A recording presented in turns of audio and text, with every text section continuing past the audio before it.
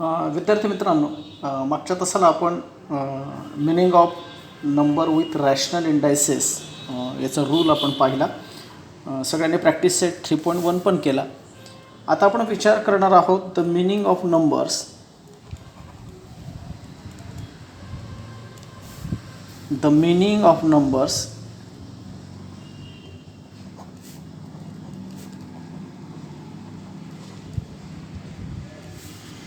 having index in the rational form,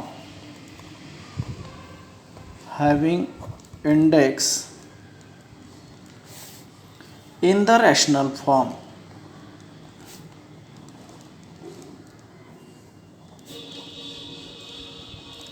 rational form कसा राहील तो m/n. सगळ्यांनी आपण मागच्या तासाला पाहिलं की आपल्याला याचा अर्थ कळलेला आहे. काय होता तो? we know that square of 8 is equal to 64.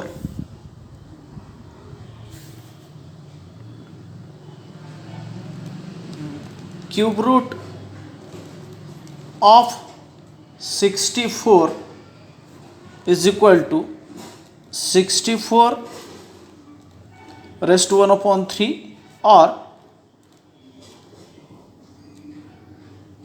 या दोन्ही पद्धतीने आपण 64चं क्यूब रूट दाखवतो. बरोबर आहे. आता आपण विचार असा केला, सपोज याला आपण म्हटलं स्क्वेअर ऑफ 8 आणि याचा जर आपण 1/3 रेस्ट टू 1/3 असं केलं. यापूर्वी आपण एक इंडायसेसचा रूल पाहिलेला आहे.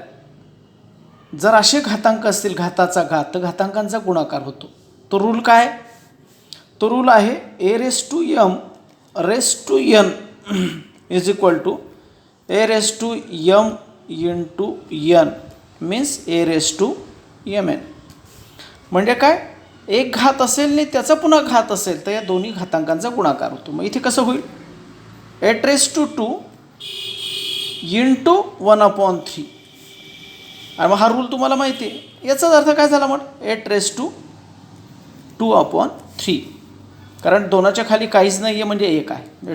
2 into 1 2 आणि 1 into 3 3. म्हणजे याचं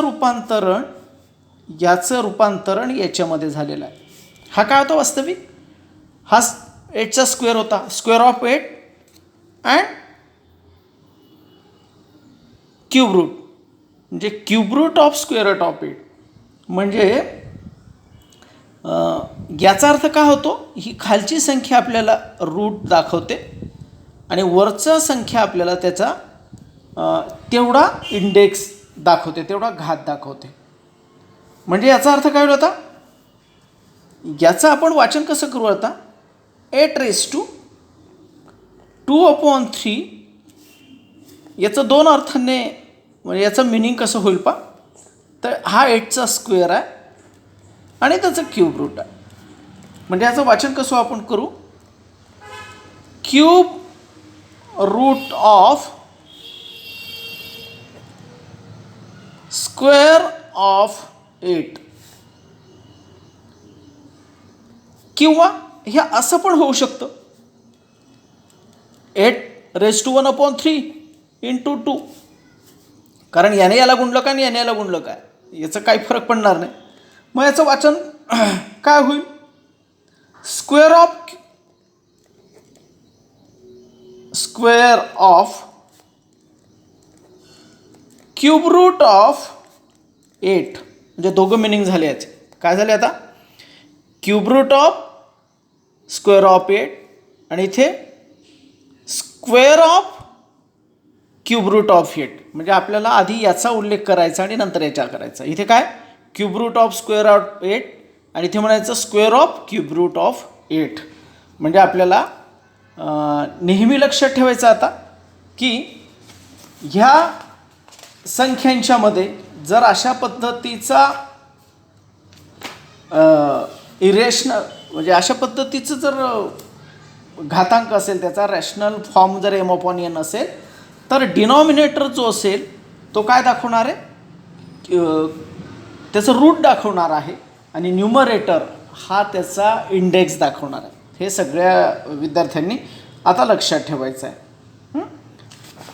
मग समजा तुम्हाला अशीच जर उदाहरणं दिली तर तुम्हाला ती कशी सोडवता येतील पहा. सपोज मी इथे म्हटलं 64 स्क्वेअर ऑफ 64 रेस टू 1/4. याचं दोघं मिनिंग आता कशी येतील तर इथे काय म्हणू आपण आता बाहेरच्या ह्याच्याने 4th root of square of 64. 4th root of square of 64. आणि याचं दुसरं मिनिंग आता काय होईल. हाच फॉर्म आपण कसा करू. 64 रेस टू 1/4 ब्रॅकेट स्क्वेअर. मग इथे काय होईल आता square of 4th root of 64.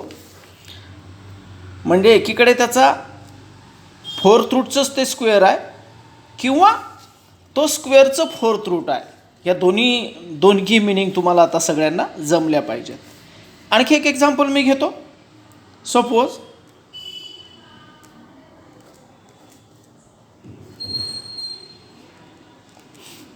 म्हणजे याचा खरा अर्थ काय होणार आहे माहिती आहे का तुम्हाला.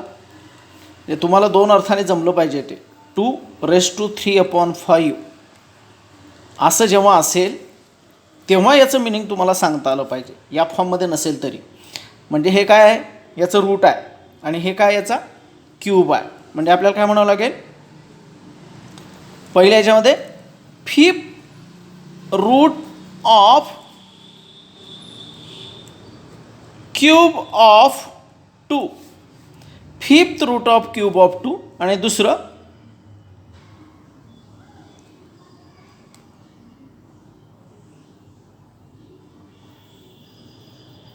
इथे 5th root of cube of 2. आणि दुसरं काय होईल आता दुसरा होईल त्याचा क्यूब ऑफ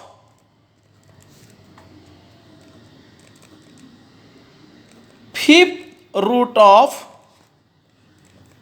2. म्हणजे एकीकडे इथे 5th रूट लिहिलं की इथे क्यूब लिहावं लागेल आणि इथे क्यूब लिहिला की इथे 5th रूट लिहावं लागेल. हे थोडं रिव्हर्स केलं की तुम्हाला सहजपणे ते जमणार आहे. पण सगळ्यांनी हे एक्झाम्पल सोडवताना काय करायचं दोन्ही पद्धतीने मांडण्यापूर्वी ते या फॉर्ममध्ये आधी लिहायचं. सपोज मी तुम्हाला सांगितलं की 9th रेस टू 2/4 असं मी लिहिलं तर याचे दोघं मिनिंग आधी लिहून टाकायचे. कसे 9th into raise to 1/4 raise to 2. आणि इथे लिहून टाकायचं त्याचं दुसरं मिनिंग 9th रेस टू 2 आणि 1/4. आणि मग इथे आता लिहायचं काय म्हणायचं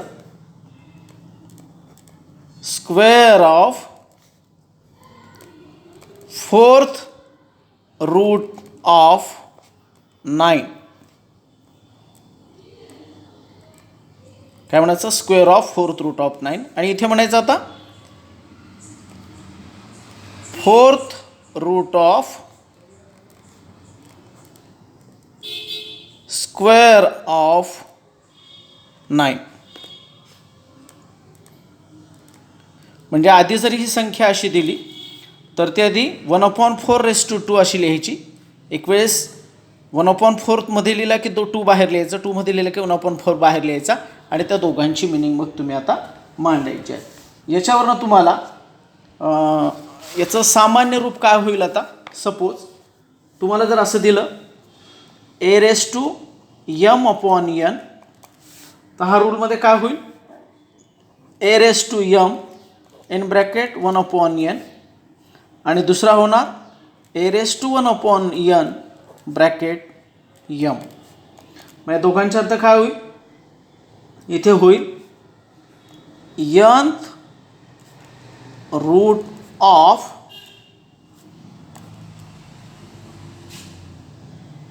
nth root of mth power of a. आणि इथे होईल आता इथे होईल mth power of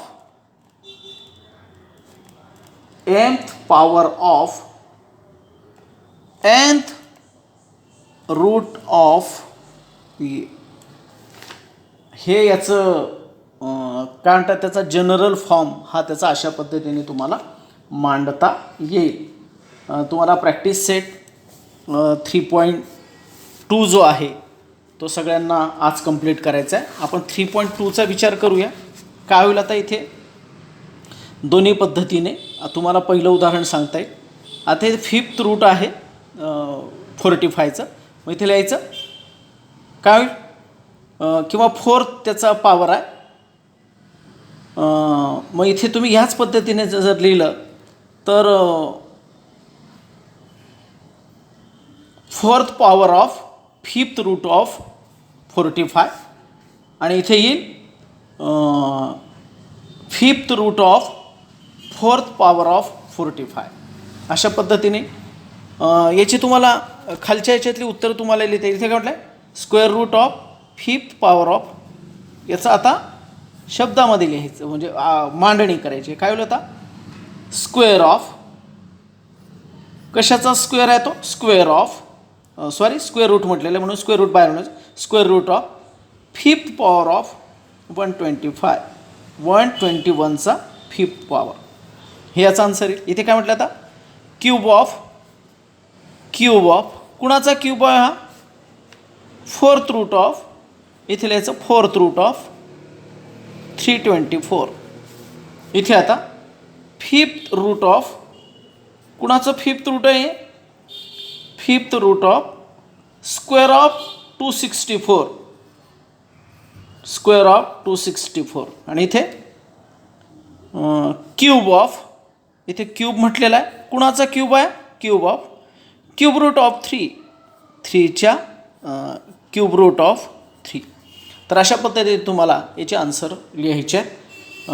पुढच्या तासाला आपण मित्रांनो विचार करणार आहोत क्यूब अँड क्यूब रूट कशा पद्धतीने फाइंड आउट करतात ते आपण पुढच्या तासाला पाहू. आता तुम्ही आजच्या दिवशी प्रॅक्टिस सेट 3.2 याच्यातला हा पहिला पार्ट आणि दुसरा पार्ट दोन्ही कंप्लीट करायचे आहेत. सगळ्यांनी शांतपणे ऐकून घेतलं. Thank you very much.